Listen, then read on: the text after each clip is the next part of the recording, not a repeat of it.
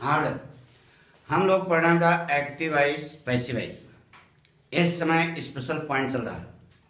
आपको बताया बेटा कि केवल 2 गानों पर एक्टिव वॉइस पैसिव वॉइस पाठक ने सेट कर रखा है। आधुनिक गाना है, आप सबको याद है, 1 2 का 4 4 2 का 1, my name is Lakhan. Indefinite और परफेक्ट के लिए एक कदम आगे से सहायक क्रिया, जबकि कॉन्टिन्यूअस के लिए उसी की सहायक क्रिया के ठीक बाद बीइंग, और जितनी भी मॉडल वर्ड्स होती है उन्हीं के ठीक बाद बी। दूसरा गाना बताया बेटा कि लेट ने बुलाया, कर्म भाग कर आया, बी ने प्रेम बढ़ाया, वर तीसरी लाया। इसी पर पूरी एक्टिव वॉइस पैसिव वॉइस हमने बना दिया। अब इसमें हम स्पेशल पॉइंट आपको बता रहे हैं इसमें, और आपको सलाह देते हैं कि आप इसे शेयर करें, सब्सक्राइब करें, लाइक करें। जितना ज्यादा से ज्यादा आप ये काम करोगे उतने ही लड़के जुड़ेंगे, और जब विद्यार्थी ज्यादा से ज्यादा जुड़ेंगे तो हम लिप क्लास चलाएंगे। आपको विश्वास दिलाते हैं, कोई संदेह नहीं होगा, आपके दिमाग बिल्कुल क्लियर हो जाएगा। आज स्पेशल पॉइंट आगे लिखते हैं। एक पॉइंट लिखना बेटा, लिख लो, लिखो, बोले हाँ बेटा कि जे ऐसा कार्य, लिखो, ऐसा कार्य जिसे कर्ता के अलावा, ऐसा कार्य जिसे कर्ता के अलावा और कोई दूसरा माई का बच्चा न कर सके। अब माई का बच्चा नहीं लेना, ऐसा कार्य जिसे कर्ता के अलावा और कोई दूसरा न कर सके, उन पैसिव वॉइस वाक्यों में, उन पैसिव वॉइस वाक्यों में डूयर को बाई से जोड़ने की कोई आवश्यकता नहीं। फिर से एक बार मिला लो, ऐसा कार्य जिसे कर्ता के अलावा और कोई दूसरा माइक बच्चा न कर सके, उन पैसिव वॉइस वाक्यों में डूयर को बाई से जोड़ने की कोई आवश्यकता नहीं। जैसे देखो बेटा, सेंटेंस लिखा आया, one should do once duty. क्या लिखा बेटा? किसी को अपना कर्तव्य करना चाहिए। पैसे वैसे बना बेटा, क्या बने बेटा? पढ़ा चुके हैं, once duty should be done by one. यही बनाओगे ना बेटा? अरे यार यही पढ़ा, क्यों अमित? यही पढ़ा क्या ना? सही तो है, लेकिन ये कह रहा है कि बाई वन लगाने की यहां कोई जरूरत नहीं। अब पूछो क्यों? सब लोग पूछो क्यों? ये नियम है, तो ये नियम नहीं बेटा, ये जो है, अब किताब पढ़ोगे तो लिखा होगा निम्नलिखित वाक्यों को ध्यानपूर्वक पढ़ो। तो क्या ध्यानपूर्वक पढ़े? को समझाओगे तब तो पढ़े हैं। तो बाई वन यहां क्यों नहीं लग रहा है, इसको समझाना बेटा। बताइए बेटा, अमित का कार्य, तो उस कार्य को अमित करेंगे तब उनका कहा जाएगा, कि पाठक कर देंगे तो उनका कहा जाएगा? अमित करेंगे तभी कहा जाएगा ना बेटा। तो one should do once duty, किसी को अपना कर्तव्य करना चाहिए। तो जिसका कर्तव्य है वही करेगा, तभी जाकर के उसका कहा जाएगा ना। तो ये तो अंडरस्टूड है, इनका कर्तव्य है, यही करेंगे तब इनका कहा जाएगा। पाठक कर देंगे तो इनका नहीं कहा जाएगा। इसलिए वह अंडरस्टूड है, उस कार्य को करेगा कौन? वन ही करेगा, बाई वन ही करेगा। तो इसलिए बाई वन लगाने से आपका वाक्य गलत नहीं हुआ, लेकिन भाषा का स्टैंडर्ड क्या हो गया? डाउन हो गया। इनकी शादी पड़ी है, इन्होंने सबको इनवाइट किया, पाठक को भी इनवाइट किया। पाठक इनकी शादी में गए, इनकी शादी में सभी कट्टी पहन के आए हैं। अट्टी कट्टी समझ रहे हो ना? अब पाठक फुल बुशर्ट पहन के गए, तो बताइए पाठक को खाना नहीं मिलेगा क्या? पाठक को सम्मान मिलेगा कि नहीं? यानी कि बाई वन लगाने से ये फुल बुशर्ट है, यानी कि फुल है, लेकिन भाषा का स्टैंडर्ड क्या हो गया? डाउन हो गया। बारात का स्टैंडर्ड क्या हो गया, डाउन हो गया। इसलिए बाई वन लगाने से आपका वाक्य गलत नहीं हुआ, लेकिन भाषा का स्टैंडर्ड क्या हो गया, डाउन हो गया। जिसे कहा गया people speak English all over world, all over world. लोग संसार में अंग्रेजी बोलते हैं। जरा बनाइए बेटा, क्या बनेगा, English is spoken by people all over world ना। वाक्य तो सही है, लेकिन बाय पीपल लगाने की यहां कोई आवश्यकता नहीं है। English is spoken all over world. अब प्रश्न हुआ कि बाय पीपल क्यों नहीं लगा रहा, बताइए। वो नियम है, नियम और नहीं बेटा, समझो इधर। अच्छा बताओ बेटा, अंग्रेजी बोलेगा कौन, गैया बोलेगी, भैंसिया बोलेगी, पाणिया बोलेगी, पाणवा बोलेगा, नहीं बेटा, इंसान बोलेगा। और इंसान की अंग्रेजी क्या होती है बेटा, लोगों की अंग्रेजी क्या होती है, पीपल। इसलिए बाई, जिस दिन गैया भैंसिया अंग्रेजी बोलने लगे उस दिन बाई पीपल लगाना, क्योंकि अंग्रेजी बोलेगा कौन, इंसान बोलेगा, और इंसानों की अंग्रेजी क्या होती है, पीपल। इसलिए कर्ता ही उस कार्य को कर सकता है और कोई दूसरा नहीं कर सकता। इसलिए बाई पीपल लगाने से आपका वाक्य गलत नहीं हुआ, लेकिन भाषा का स्टैंडर्ड क्या हो गया, डाउन हो गया। बात समझ से कहा बेटा, someone has picked up my pocket, लिखा बेटा, पैसिव वॉइस बना दो बेटा, पढ़ा चुके, बोलो क्या बोलेगा, my pocket has been picked up by someone. By वाक्य सही है, लेकिन बाय समवन लगाने की कोई जरूरत नहीं। प्रश्न हुआ क्यों, अरे भाई मेरी जेब है तो पाठक की जेब है, पाठक अपन जेब खुद ही थोड़ा ही काटेंगे, अरे कोई ना कोई तो काटेगा, और अगर पता होता तो कंटाप में धर देते। इसका मतलब कि कोई ना कोई काटेगा, तो बाय समवन लगाने से आपका वाक्य गलत नहीं हुआ, लेकिन भाषा का स्टैंडर्ड क्या हो गया, डाउन हो गया। कंसेप्ट क्लियर हो गया होगा, पक्का। तो वही चीज उदाहरण है कि जिन जिन वाक्यों में कर्ता ही उस कार्य को करेगा, दूसरा कोई नहीं कर सकता, उन वाक्यों में डूयर को बाई से जोड़ने की कोई आवश्यकता नहीं। जैसे कहा गया, the police arrested the criminal.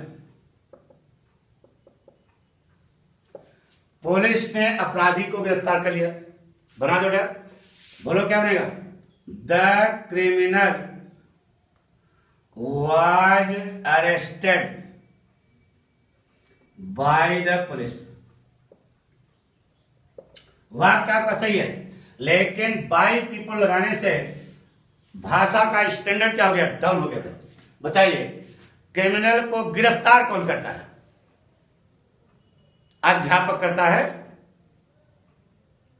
Engineer करता है, डॉक्टर गिरफ्तार करता होगा, नहीं ना। कौन गिरफ्तार करता है बोलो, पुलिस ही गिरफ्तार करती है। इस कार्य को करता ही कर सकता है, इसलिए बाय द पीपल लगाने से आपका वाक्य गलत नहीं हुआ, लेकिन भाषा का स्टैंडर्ड क्या हो गया, डाउन हो गया। अब इसीलिए क्या कहता है, क्रिमिनल वाज अरेस्टेड, और कहा जाएगा इसका एक्टिव वॉइस बनाओ। तो जब तुमको ये मालूम होगा कि अरेस्ट कौन करेगा, पुलिस ही करेगी, गुरुजी इसमें तो बाई हुई कुछ लगे नहीं है, तो समझा रहे हैं को समझना पड़ेगा कि यहां अरेस्ट कौन करेगा, पुलिस ही करेगा। इसलिए बाय द पुलिस यह लिखा नहीं है, फिर भी आपको समझना पड़ेगा कि यहां पर बाय द पुलिस लिखा है। जब इसका आप एक्टिव वॉइस बनाओगे तो यही बनेगा, the police arrested the criminal. जिससे कहा गया,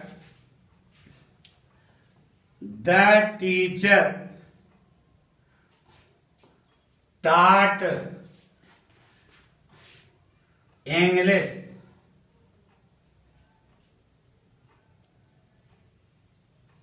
in the class। बताइए बेटा, पढ़ाएगा कौन? अध्यापक ही पढ़ाएगा, बना दो। English was taught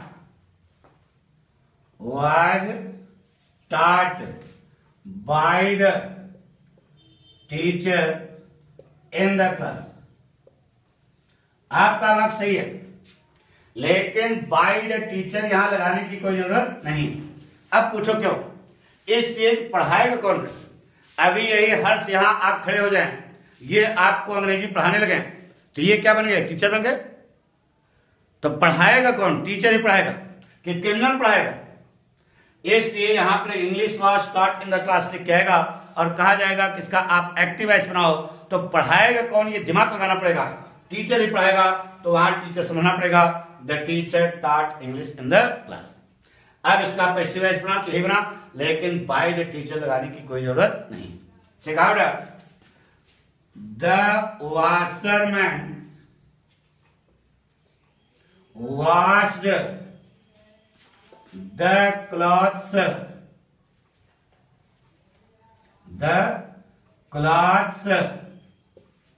on the well। क्या हुआ? धोबी ने कुएं पर कपड़े धोए।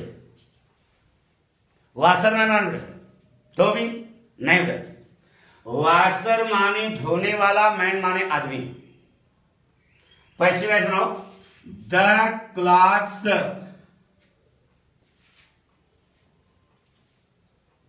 were washed by the washerman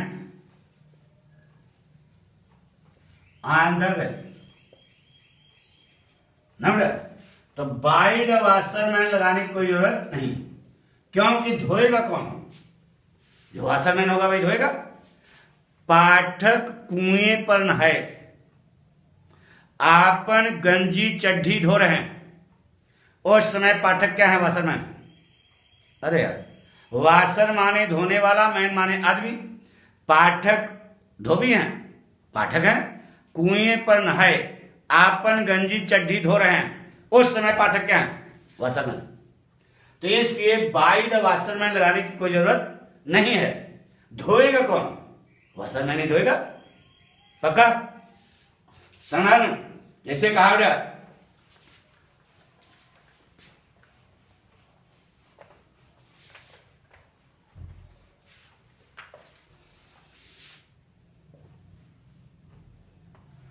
we should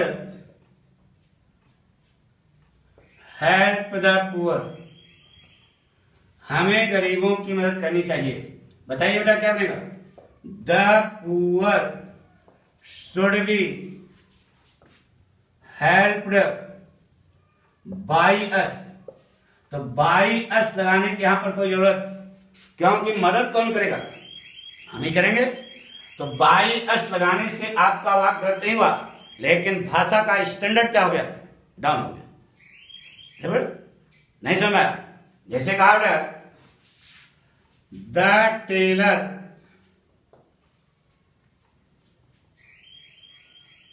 staged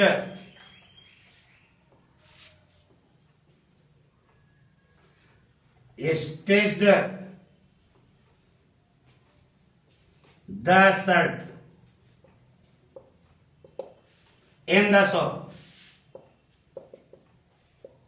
ये क्या बना दो? The shirt was staged,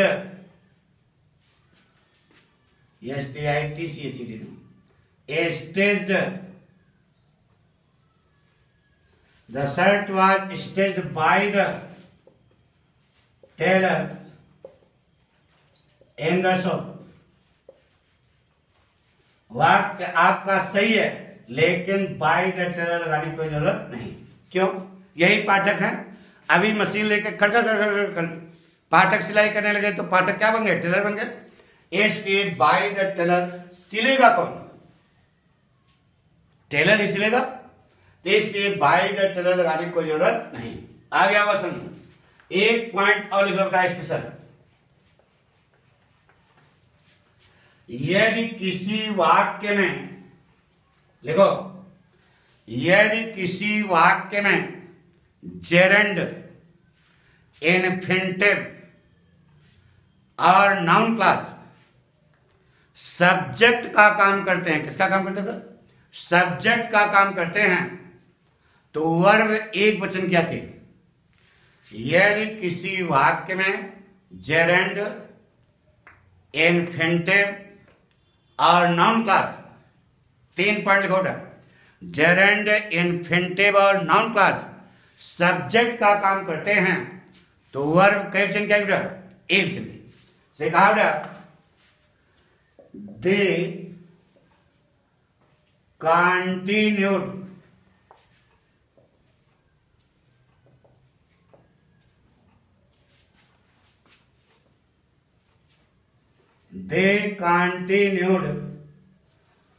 playing in the field। बड़ा बेटा बन गया, they continued playing in the field, उन्होंने मैदान में खेलना जारी रखा। पाठक स्टाइल लगा दो, क्या जारी रखा? खेलना। तो जो जवाब आया वो यहां पे आ गया बेटा। ये प्लेइंग क्या है? जेरेंड है, जो नाउन का काम करती है। वर्ब की थर्ड फॉर्म कंटिन्यूड, प्लेइंग लगा दिया, continued do by them in the field. अब टेंस कौन सा है? पास्ट, तो प्लेइंग के साथ वाज लगेगा, वाज लगेगा, क्योंकि जेरेंड जो है यह एक वचन नहीं आता बेटा। Playing was continued bye them in the field. जैसे कहा बेटा, जया लाइक्स स्विमिंग। जया को तैरना क्या है? पसंद है। लगा दो, तो तैरना क्या है? जेरेंड है, लगा दो। स्विमिंग इज टेंस है, present tense. Swimming is liked by Jaya. आ गया होगा समझ। तो जेरेंड कर्ता का काम करा, इसलिए वर्ब की वचन क्या की? एक से कहा बेटा,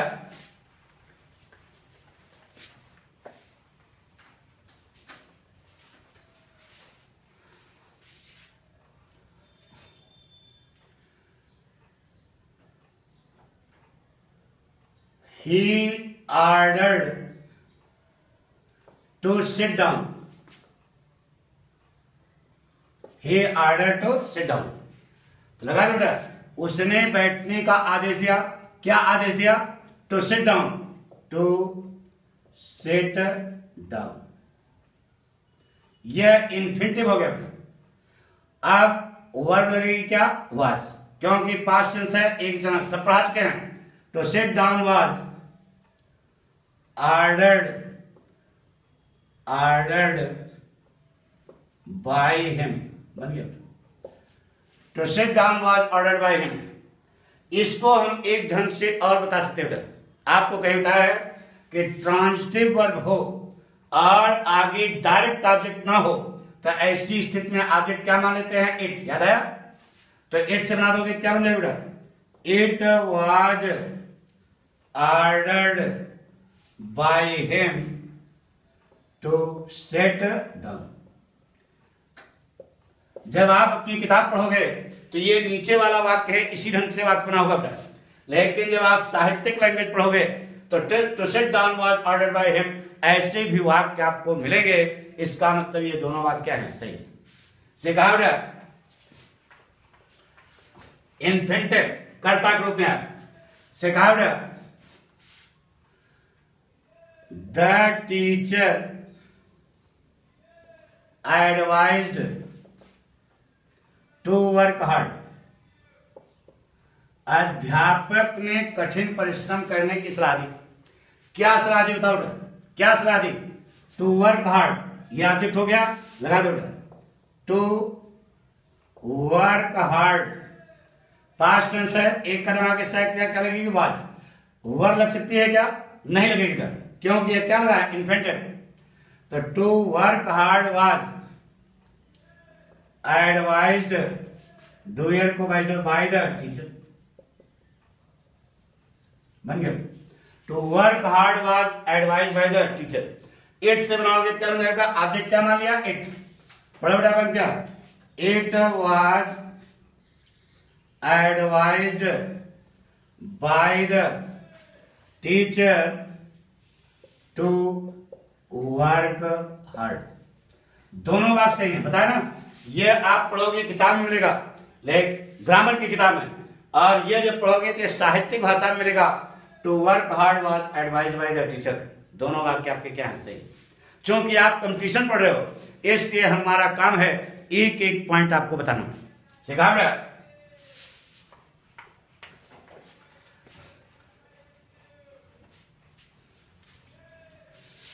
The lady informed that the police had reached the village। ऐसा वाक्य क्या है, औरत ने सूचित किया, क्या सूचित किया बताओ, that the police had reached the village. यह पूरा का पूरा नाउन क्लास है।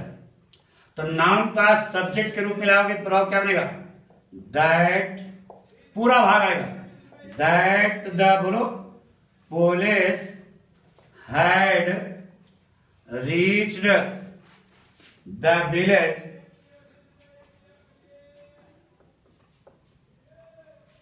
अब ये पूरा बन गया नाउन क्लास। किसके रूप में आया, कर्ता के रूप में ना बेटा। अब वर्ब लगाओ, टेंस कौन सा है, पास्ट टेंस, एक कदम आगे पास्ट कंटिन्यूअस, साइड क्या, वाज और वर।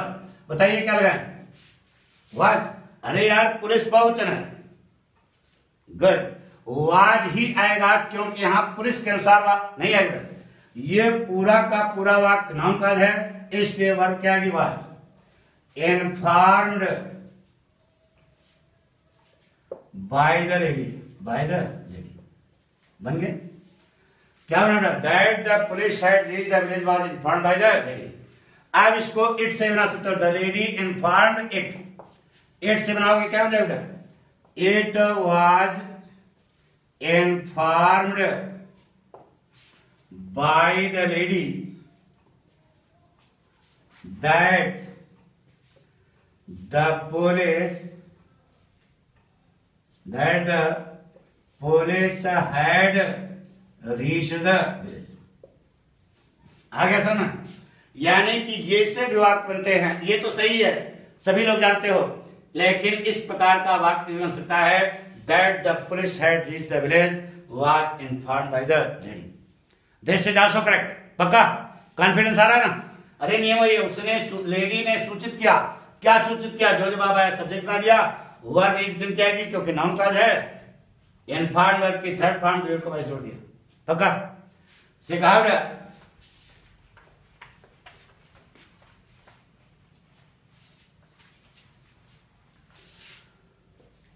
द पुलिस न्यू, पुलिस जानती थी, how the thief ran away. क्या लिखा बेटा, पुलिस जानती थी, क्या जानती थी, कि चोर कैसे भाग गया, यही तो है।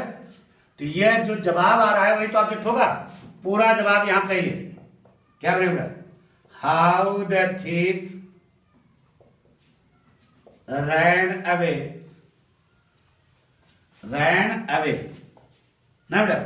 ये सब्जेक्ट का काम कर रहा है, एक कदम आगे साइड करो, पास्ट टेंस से क्या लगा बेटा, वाज। न्यू की थर्ड फॉर्म नोन, डूयर को किससे जोड़ोगे, नहीं, 22 नहीं बेटा। आपको पढ़ा है कि नोन और ओब्लाइज के बाद पैसिव वॉइस वाक्यों में बाई का प्रयोग वर्जित है, क्या लगेगा, टू टू द पुलिस।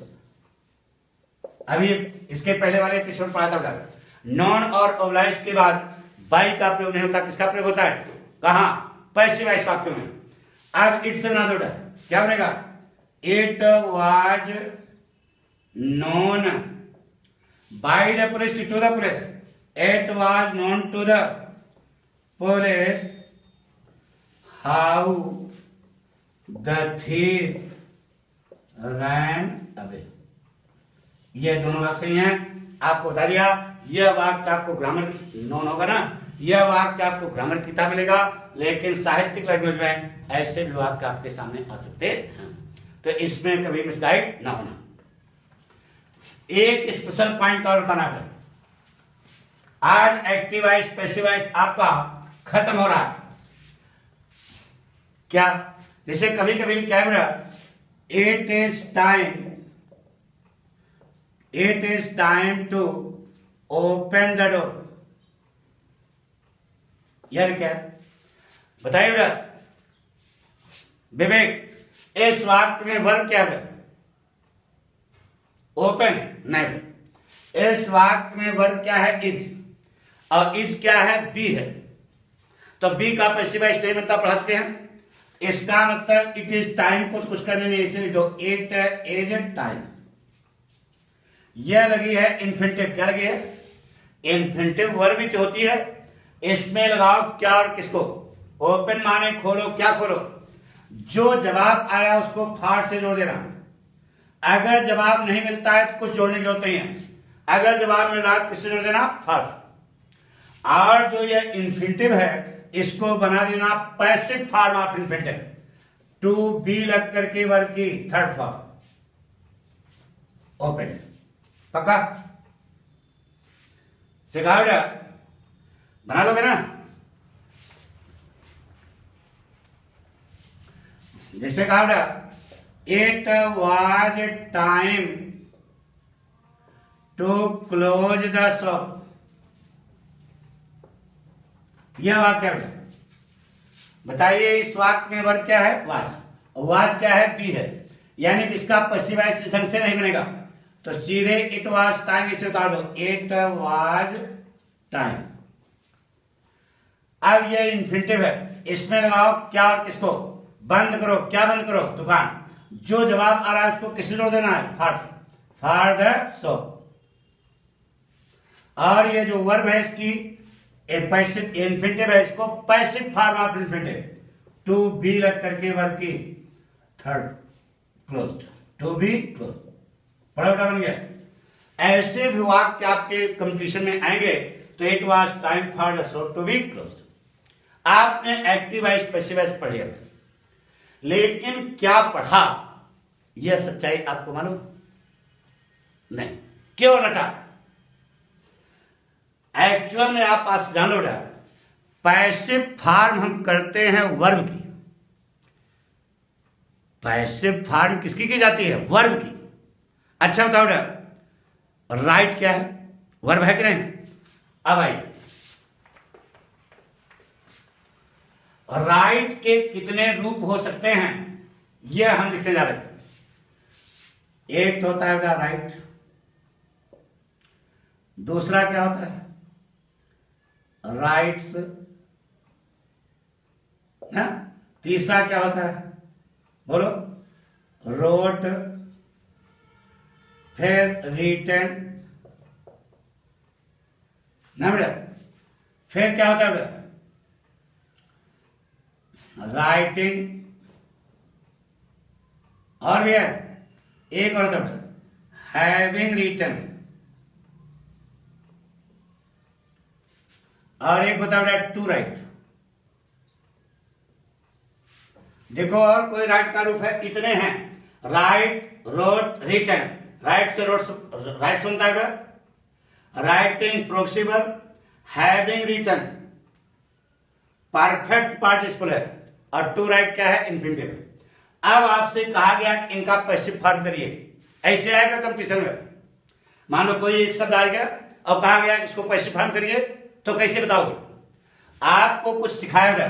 जब हम passive voice, active voice, passive voice पढ़ना शुरू किए थे, तो आपको बताया था कि बी की मदद से पैसिव वॉइस बनाते हैं और बी ही जो है मेन वर्ब का काम करती है। आइए अब यह राइट का पैसिव रूप ले जाना है, राइट का पैसिव फॉर्म। पैसिव फॉर्म कैसे करोगे? तो राइट की जगह बी का रूप ले आओ तो बी हो जाएगा, और राइट की थर्ड फॉर्म बोलो रिटन। अब क्या लिखा? राइट्स। बी का राइट्स रूप ले आओ तो बी में जब यस या एस लगाया क्या बना था? इज। बी की ओरिजिनल फॉर्म बी बराबर बताया होगा आर, आर्ट बराबर आर, आर एम, ये ग्रीक वर्ड है तो बताया था। तो राइट्स और इसकी थर्ड फॉर्म कर दो, is am are, third form करो डन। ये बी का रूप ले आए यहां पे। अरे यस लगा है तो यस लगा दिया, इज एम आर बी का ही रूप है तो उसमें। अब ये क्या है? रोट। तो बी का रोट रूप ले आओ, बोलो बी का रोट रूप क्या होगा? वाज और वर। अब रोट की थर्ड फॉर्म कर दो, बोलो रिटर्न। क्या लिखा है यहां पे? रिटर्न। बी का या रिटर्न रूप ले आओ, बी का थर्ड फॉर्म क्या होता है? बीन। बी का या रिटर्न रूप हो गया? अरे बी का या रिटर्न रूप ले आओ, बीन हो गया। और इसकी थर्ड फॉर्म राइटिंग लिखा है, लिखा है। अब बी का यह रूप ले आओ तो बी में राइट में एनजी लगाया तो बी में एनजी लगाओ, बीइंग। और इसकी थर्ड फॉर्म रिटर्न। क्या लिखा? Having return. तो हैविंग तो लिखा जाएगा,